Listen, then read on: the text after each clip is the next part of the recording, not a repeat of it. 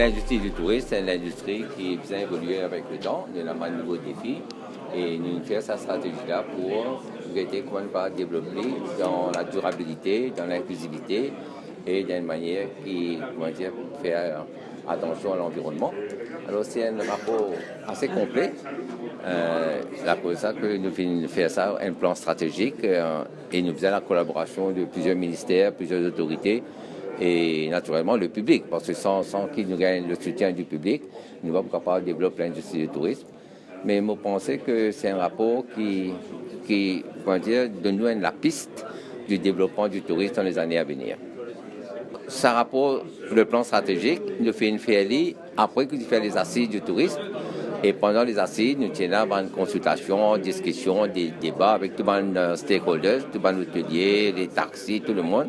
Et c'est sur la base de cette discussion-là qui nous fait faire un comité qui fait un travail pour produire ce rapport. L'objectif précis, c'est que d'ici 2030, nous arrive à 2 millions de touristes avec des recettes touristiques d'au moins 120 milliards d'euros.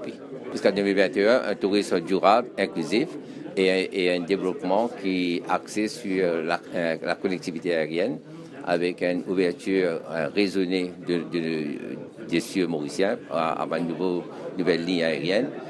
Et aussi, pendant la basse saison, nous sommes capables de prendre une mesure pour remplir une bande d'hôtel 365 jours sur 365. Ce projet-là, je vais finir une remarque qui est importante que nous partageons ça, surtout avec les grands groupes d'hôtels. Vous connaissez aujourd'hui, dans beaucoup de journaux, finalement, le bilan d'un grand groupe qui est très positif et très bon pour le pays.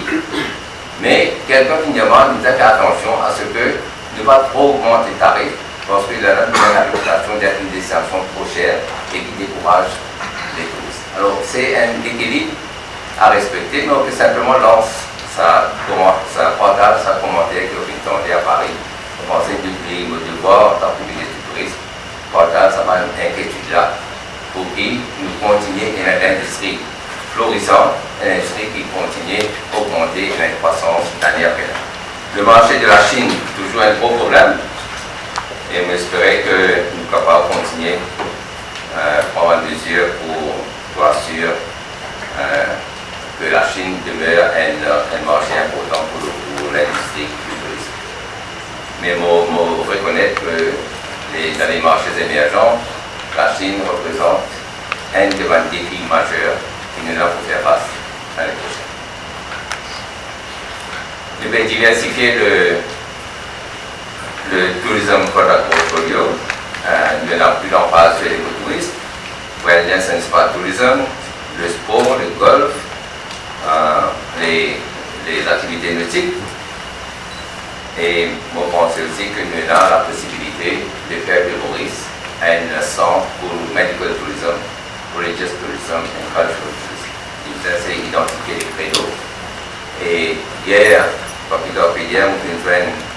quelqu'un qui travaille avec justement le marché chinois, de développer le senior tourism market.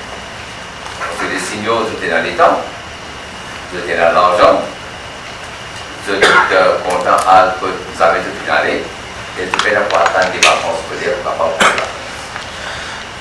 Ça, c'est énorme. Nous pourrons une conférence dans cet aspect-là dans quelques semaines à Maurice, pour avoir un représentant de chaque groupe qui sortit de la Chine pour venir. Et nous avons partage des points de vue avec tous les stakeholders. Parce que moi, mon corps, qui nous fait un dialogue régulier avec tous les stakeholders, qui nous est là d'ailleurs.